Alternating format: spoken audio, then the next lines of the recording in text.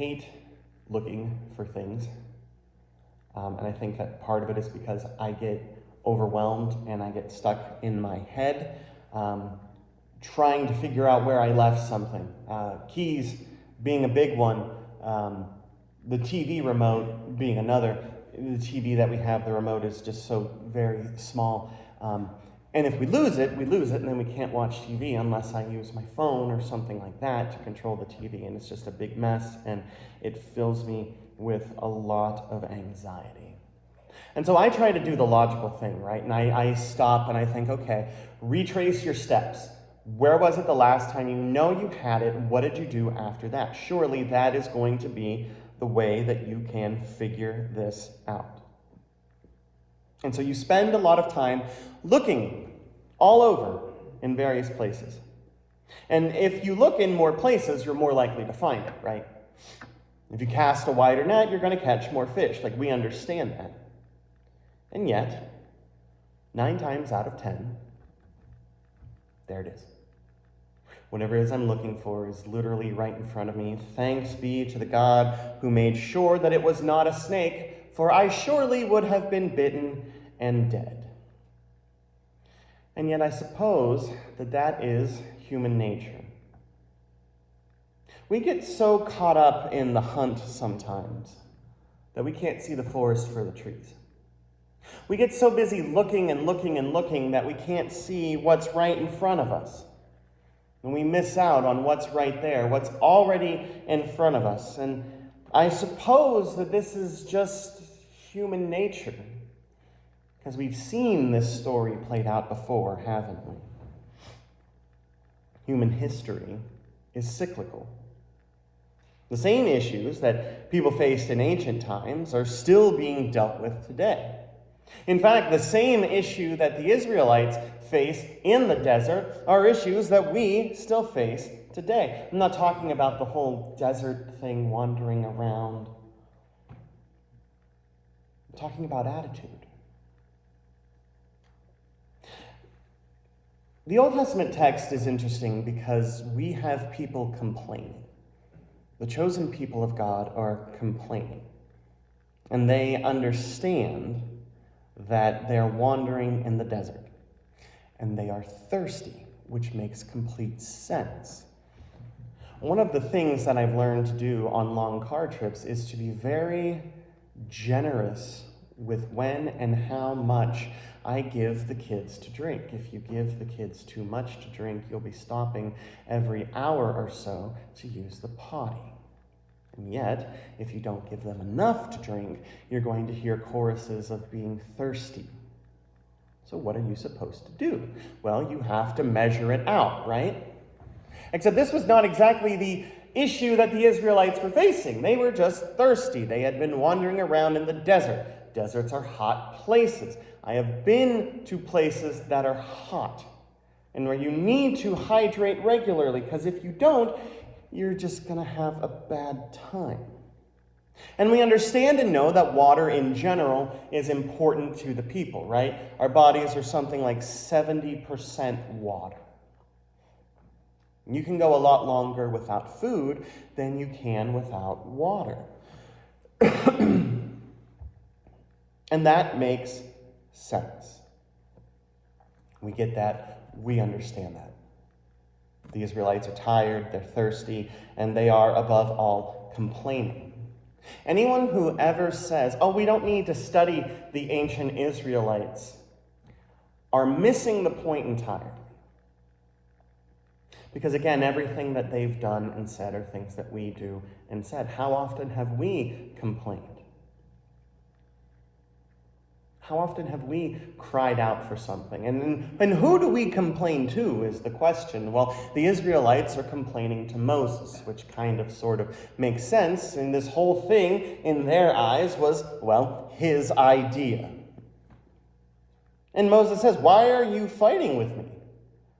Like, why are you testing the Lord? Because in his mind, he's like, okay, surely logic dictates that God brought us to this place. God brought us to this time with these circumstances with us. We saw the whole thing with the Sea of Reeds. We saw the fire. We saw the smoke. We are being led physically by God, why then would anyone assume that God would just bring us out into the desert to die?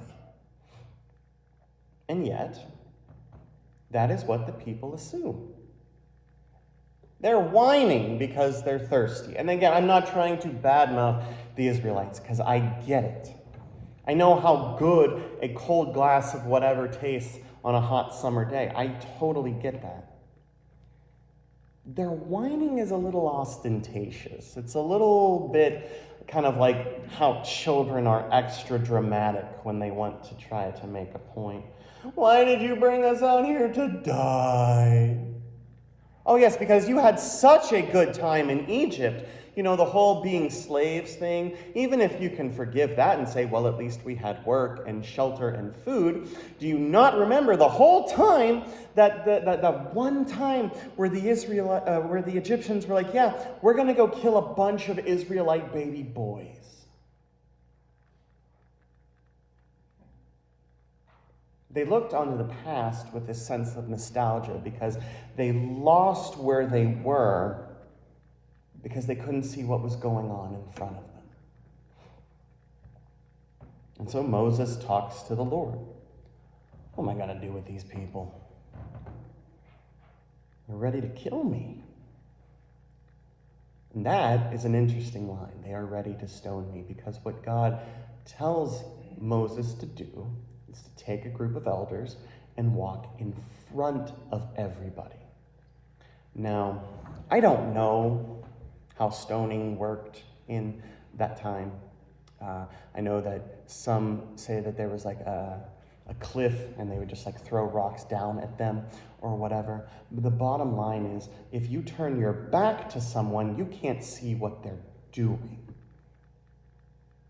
It's easy to stab somebody in the back. It's harder to stab somebody in the front. And so Moses is commanded to take some elders and go in front of the people, out in front so they can see him, but also that puts him in a position of vulnerability. I don't know if Moses thought about that or not, but it's an interesting little metaphor, isn't it? That God calls Moses to put himself almost in a sense of danger. And God tells Moses, take the staff, which you struck the Nile, and I will be standing in front of a rock. Take the stick, hit the rock, and water will come out. It's very easy, God says. And so Moses does that. And we know how the rest of the story goes, right? Moses has the stick, he takes the elders, he walks out, smacks the stick, water comes out. Everybody stops complaining for about 5 minutes until they find something else they want to complain about. What's interesting here is not necessarily just that God provided, but it was how God chose to provide.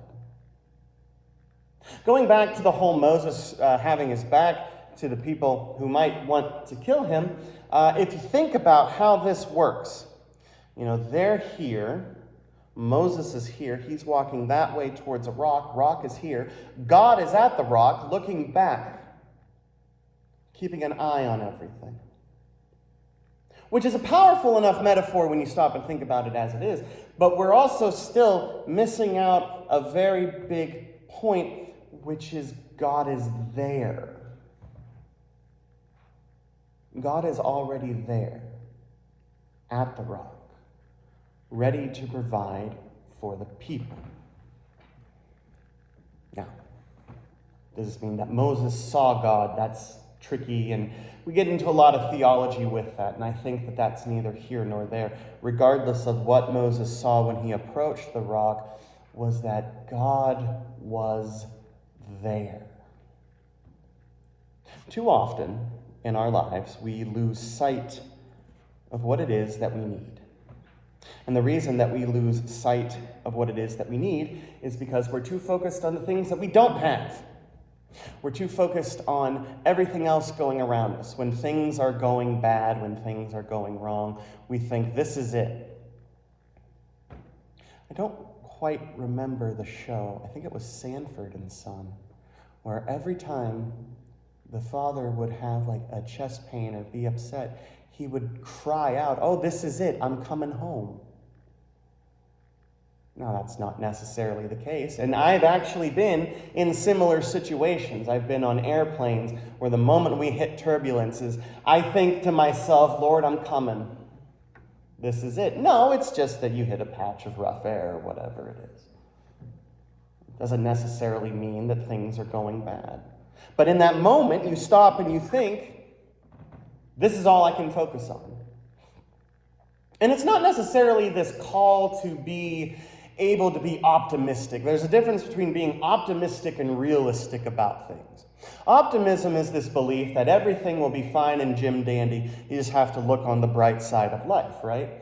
Realism is saying, yeah, we should do that, but right now stinks very bad. And yet being a realist for us who follow God is tainted with optimism. Because what we know and what we believe is that God is already there.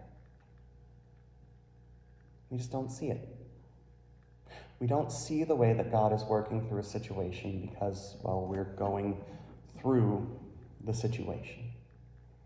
That God meets us where we are in order to help us and give us what we need. Case in point, the reading from John this morning.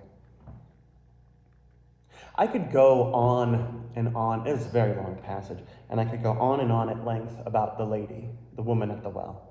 And to an extent, I will. I'm sure that people who are reading this passage today are going to paint her as this sort of loose moral woman. 5 husbands, shacking up with someone that's not even her husband. Collectively, churches across America who are going to be reading this text will have pearls being clutched at this woman. I can't believe she's that kind of woman. And then they'll say, oh, look, God's love extends to people like that. And surely the case can be made, well, she's there at noon. So she has done something to feel that she has to be there at a different time than other people come to, draw water. Because that's why she's there at noon, the hottest part of the day. Why else would you go to a well and do hard work at the hottest part of the day? And she's there because she wants to avoid people. And she probably wants to avoid people because, much like the pearl clutching that happens in our churches, they think to themselves, oh, it's that woman. And what's interesting is that in the text, the only person who makes distinctions about her supposed moral failings are people. It's interesting that Jesus talks to her. There are a lot of things going against this conversation happening. Number one, she's a woman. He shouldn't be talking to a woman by himself. Number two, she's a Samaritan.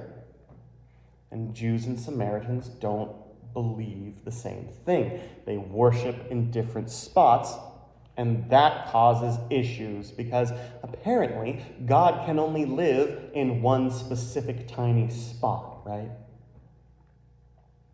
And so he's sitting at the well, and he wants this woman to give her a drink, and she is dumbfounded because she's like, I know what people think about me. And here's the thing, we make a lot of assumptions about this woman, okay? Why was she married 5 times? Why is she shacking up with someone who's not her husband? And the assumption that we make is that she did something and got divorced or something all these times, and now she's just living in sin with someone. It never states that the person that she is married with, or the person that she's living with, she's seeing in any sort of romantic entanglement. It's just that she's living with someone who is not her husband. Every assumption about this woman comes from people. Maybe she had a string of bad luck and people just kept dying on her. We don't know. Now, of course, that would make people think she's cursed or whatever. But why is it we automatically assume, and the people automatically assume the worst about her? And yet Jesus doesn't. He asks her, hey, I'm thirsty. Can you give me a drink? But she knows how people view her, the perception that they have. And so she questions Jesus. Why are you asking me this? Do you not know who they say I am? And I think that right there is the common thread. Do you not know who they say I am? They have a religious discussion, and we talk about water, and we know the importance of water. Again, 70-something% water. We need water to survive. That makes sense. That is logical. And Jesus says, I can give you living water, and you will never be thirsty. And we have this delightful little theological metaphor about how God is going to fill up and take care of our needs and things like that, right? But she's still focused on everything else. She's like, okay, where's the water at? Like, you don't even have a bucket, my guy. Like, you can't draw water out of the well. If you could have, you would have done it yourself and you wouldn't have asked me. She's looking at everything around her and putting two and two together and coming up with chair, which is the wrong answer. Then something really important happens. In the midst of this theological discussion, Jesus says there's going to be a time where everybody's wrong, and you're not going to have one specific spot, not on this mountain, not in Jerusalem. You're not going to worship God in either of those places because God is spirit, and you will worship God in spirit. And she pivots. She's the one who pivots. And she says, I know that Messiah is coming, who is called Christ. When he comes, he will proclaim all things to us. She knows ahead of time what he's saying is true. And then Jesus does something slightly uncharacteristic. There's something to be said for when Jesus tells his disciples to stop. Don't say that. You don't say the quiet part out loud, which is, this guy's the Messiah. All throughout Mark, he's telling them, guys, don't say anything. You'll know when you're allowed to say something.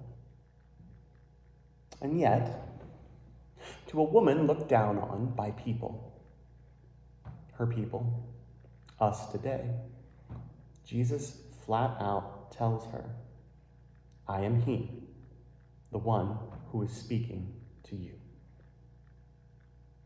Straight up tells her. There's no secret, there's no beating around the bush. He proclaims to this outcast woman, I'm the Messiah. And you have to stop and think, why? Why did he do that? Is it merely about relying on God and knowing that she needs God, or is there something else going on? And it's because I think Jesus knows what it's like to be looked at as different.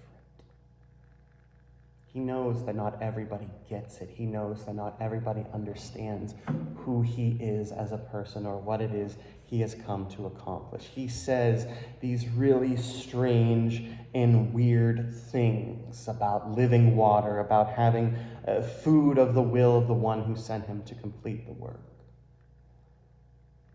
And when he talks to the disciples, like, they kind of sort of get it, but not really. Like, they're ahead of the curve because they know Jesus is the Messiah because they've been hanging out with him and seeing him do Messiah things. And yet this whole thing about harvesting and reaping, like, what is that supposed to be? It doesn't seem to make any sense to us.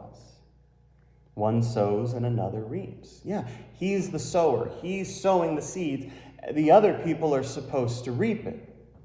There's something to be said for this sort of Mercutio trickster-esque motif that Jesus has of saying things plainly, but not saying them plainly at all. And what happens next is of vital importance, because the woman leaves her bucket and goes and tells people, guys, I found the Messiah. You know, the outcast woman that everyone looks down on and assumes is kind of, a morally loose woman. She's the one that goes and tells the Samaritans, hey guys, the Messiah is here. He told me everything I have ever done. And they go and they meet Jesus because of what she said. And they even say, like, we don't believe because of what you said. Like, we know now and we've seen. He stayed there 2 more days. He stayed 2 days in a Samaritan city where he, a Jew, didn't have to be, didn't need to be, and by all accounts, probably shouldn't have been, hanging out with those people. You know, the other. The ones who aren't acting right, who aren't worshiping right. And Jesus revealed himself, his full glory, his title of being Messiah, to her. There's something to be said for knowing that we need God and knowing that we need God. We can know that we need God in sort of this big, broad sense, right? Like, we know we need God because, of course, it just kind of makes sense. But why is it that we know we need God? And I think part of that is because we don't pay attention. The Israelites couldn't see the forest for the trees because they were thirsty. They were too bogged down on what it was they thought they needed. And they couldn't see that God was already there. Conversely, this Samaritan woman, this outsider, the one whom everyone looks down on still to this day, was able to see and recognize. She's the one who brought up Messiah first. Like, it wasn't Jesus. Jesus is saying all these weird sort of like tricky things about living water and this, that, and the other thing. And then she just says, yeah, I know the Messiah is coming. It's almost like she has this inkling, right? Like this woman's intuition where she's like, something doesn't feel right here. And she's like, I know the Messiah is coming and he's going to reveal all these things. Because what he's saying lines up with her belief of that. And that's why he says, I am he, the one whom you are speaking to. Because in some way, shape, or form, she saw him. And the reason that she saw him was not just because he was there, but it was because he was there for her. Too often in our lives, we don't use the gift of hindsight, right? We look at situations and events that have happened in our lives, and we stop and we realize how everything sort of came together for that. Oh, if X hadn't happened, then Y and Z wouldn't have happened how they happened. And usually we do that for good. Like, I've heard people and read articles, thank God this horrible, horrible tragedy befell me because this other thing happened. And it's only through hindsight that we can see that God has been there the whole time. What if we stopped? What if we just stopped before we got to the point where we needed to use hindsight and asked ourselves, where is God in the midst of this? What is God trying to do? What is God trying to accomplish? What is God trying to say to us in this time, in this place? And I think that when we do that, when we see that, we're going to be surprised. If you're looking for something, chances are it's already there. God is already there, not just for you and I, but for everybody, even those people.